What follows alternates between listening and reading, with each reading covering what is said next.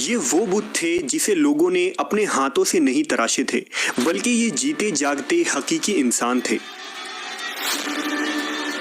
انہوں نے خانہ کعبہ کے اندر ایسا کیا جرم کیا تھا جس کی وجہ سے اللہ نے انہیں ایسا خوفناک عذاب دیا جو آنے والوں کے لیے عبرت کی نشان بن گئی۔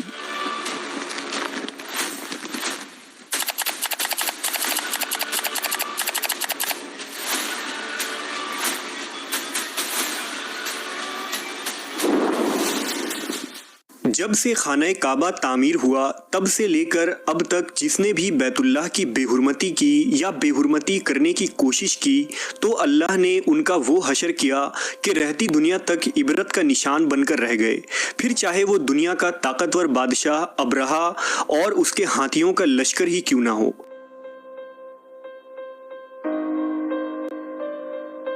اس کے علاوہ تاریخ میں کئی ایسے واقعات ملتے ہیں کہ جنہوں نے کعبہ شریف کی بے حرمتی کی اور ان کو اللہ نے دردناک عذاب دے کر تباہ کر دیا۔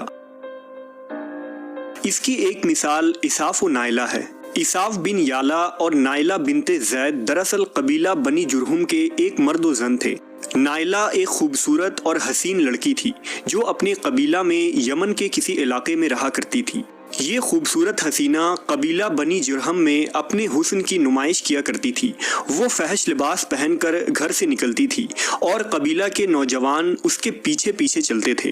ہر کوئی اس سے تعلقات کا خواہش مند تھا۔ انہی لوگوں میں قبیلے کے سردار کا بیٹا بھی شامل تھا جس کا نام اساف بن یالا تھا۔ اساف اور نائلہ آپس میں محبت کر بیٹھے اور یہ محبت بہت ہی جلد خباثت میں بدل گئی۔ انہوں نے آپس میں ناجائز تعلقات قائم کر لیے اور جب کبھی موقع ملتا تو دونوں زنا میں مشغول ہو جاتے۔ اس طرح یہ سلسلہ یوں ہی چلتا رہا۔ جب ان کے گھر والوں کو اس کا علم ہوا تو وہ ان کے خلاف ہو گئے، جس وجہ سے ان کے ملنے پر پابندی لگا دی گئی۔ ایک دفعہ کا واقعہ ہے کہ بنی جرہم کا ایک قافلہ حج کرنے کے لیے مکہ کے لیے روانہ ہوا تو یہ دونوں بھی اس قافلے کے ساتھ حج کے لیے چل دیے۔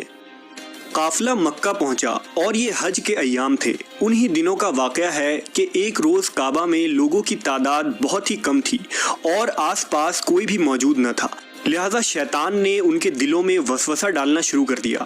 وہ دونوں خانہ کعبہ میں داخل ہو گئے اور اس تنہائی کے عالم میں زنا کرنے لگے۔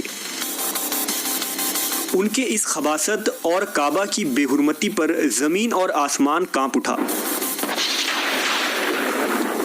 سمندر کی موجیں جوش مارنے لگی اور اللہ کی طرف سے عذاب نازل ہو گیا۔ ہوا یوں کہ جب وہ خانہ کعبہ کے اندر بدفعلی کر رہے تھے تو اسی وقت ان کی روحیں قبض کر لی گئیں اور ان کے گوشت پوشت کے جسم پتھر کے بنتے چلے گئے۔ یہ لمحہ انتہائی خوفناک اور عجیب و غریب تھا۔ دو زندہ انسان عذاب الہی کے تحت اب پتھر کے بن چکے تھے۔ کچھ دیر بعد جب بنی جرہم کے لوگ کعبہ کے قریب آئے اور بیت اللہ کے دروازے کو کھولا تو دونوں بدبخت برہنہ حالت میں پتھر بنے کھڑے تھے۔ وہ یہ سمجھ گئے کہ یہ خبیث اللہ کی مقدس گھر میں کس جرم کا ارتکاب کر رہے تھے۔ لوگوں نے دونوں کے مجسموں کو اٹھایا اور باہر لا کر زمین میں گاڑ کر انہیں کھڑا کر دیا تاکہ یہ لوگوں کے لیے عبرت کا نشان بنا رہے۔